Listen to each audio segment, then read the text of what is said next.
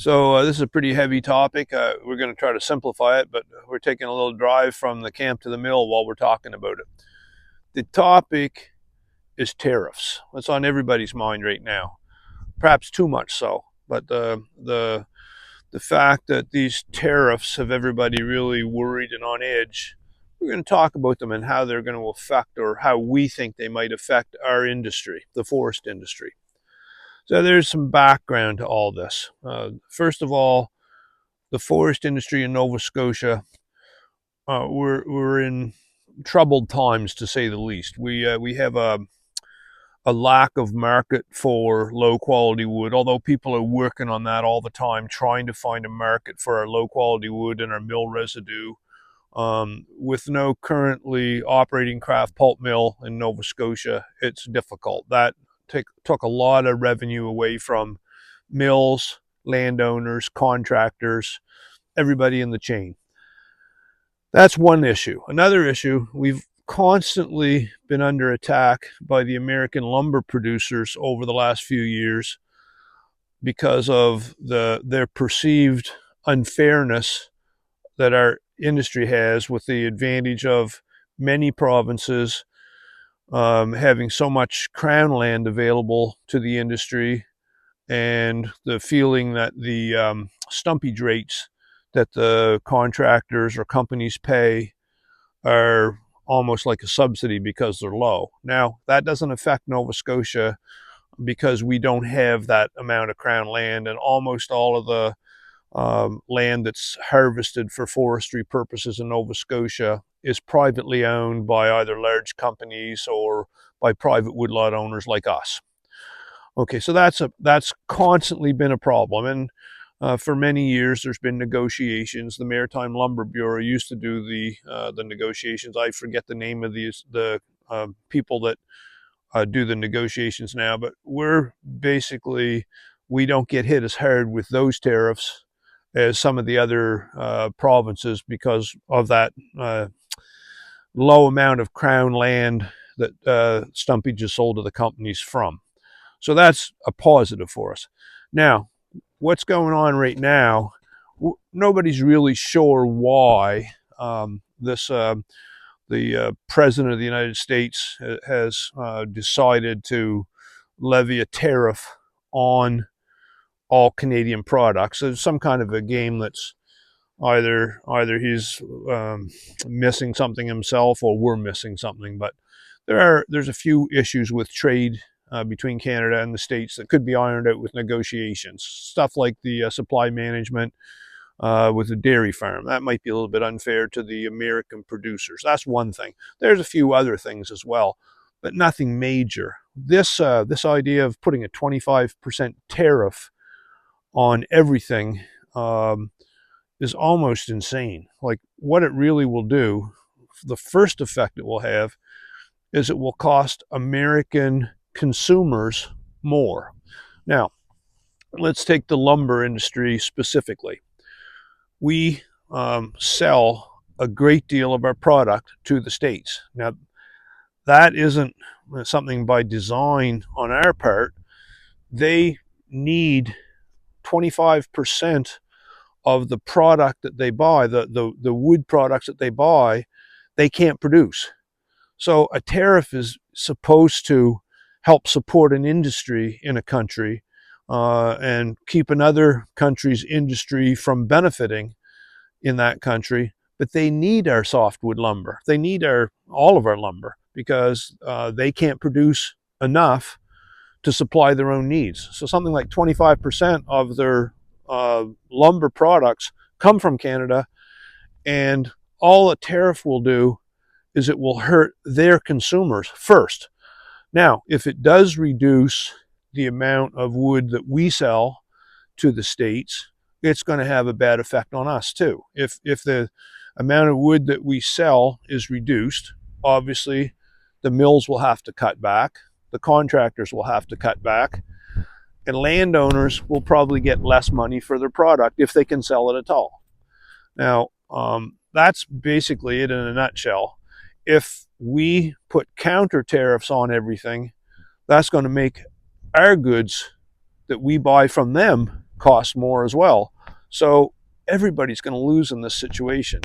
I don't know if that really breaks down the whole tariff thing, but you have to remember when they put a tariff on our goods coming in, they're collecting the tariff from their consumers. The same thing if we put a tariff on on their goods coming into our country, we somehow, some agency will collect the tariff from our consumers. So it's a lose-lose situation.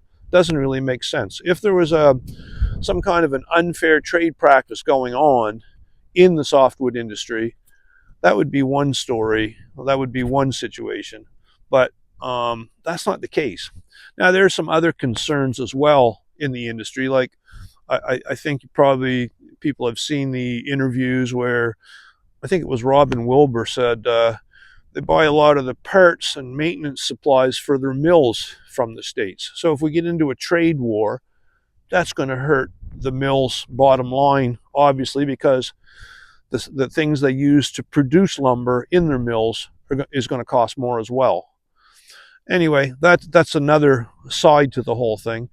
But if there's a tariff right across the board, 25%, everybody's going to lose.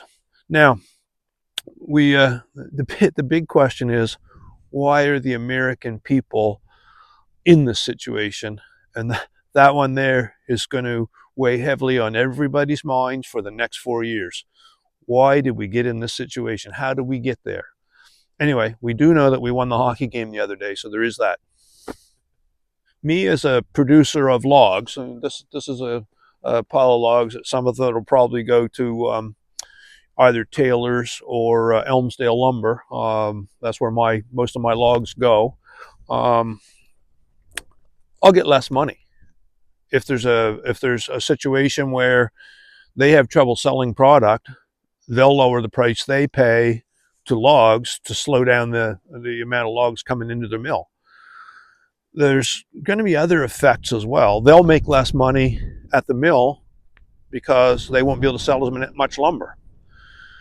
Consumers in Canada will be affected by other things. That won't directly affect consumers in Canada. That tariff that the Americans put on will affect the price of lumber at the building supply stores in the States. So those consumers, and after the disasters that they just had in the States with those fires, construction is going to be at a premium. So lumber is going to be in demand.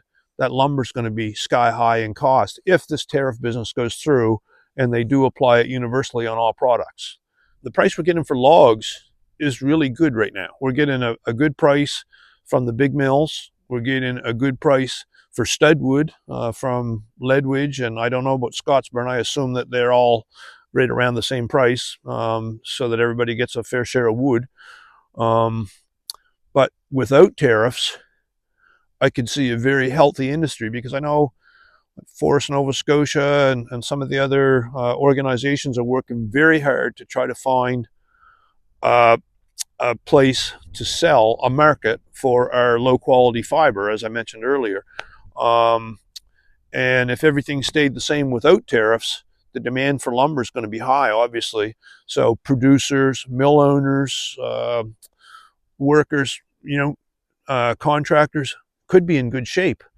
But if we do get these tariffs, there's going to be huge layoffs. There's over 6,000 people still in Nova Scotia working in the forest industry. Just a few years ago, that was 10,000. But right now, there's somewhere around 6,000 people that are actively involved, either working in mills, driving trucks, working forestry machinery, doing like I do with a power saw. So if we keep losing jobs like that, it's going to be bad for the overall economy. But if we stayed as we are, and then we do get a market for low quality wood, say perhaps if that pulp mill ever is built, the dream that we get a pulp mill down in the Liverpool area, we'd be back in good shape. We'd have a vibrant forest industry. We have the resource. I don't agree with everything that our current government is saying about resource development, but they're right. We should be taking advantage of our resources and creating some wealth for our province, not just getting handouts from Alberta, but getting wealth from our resources, giving everybody jobs, so we don't have to go to Alberta to work, or go somewhere else to work, and not allow any development in our own backyard, as the expression goes, NIMBY. Anyway, that's my rant for today. I don't know if you find this stuff interesting or scary, but maybe the comment section will be fairly busy. So feel free to get into a discussion on this topic, and add your thoughts, any insight that might be helpful or informative to people. Add it in the comments, and if you get a chance, press the subscribe button to 7 Gulches. Thanks a lot.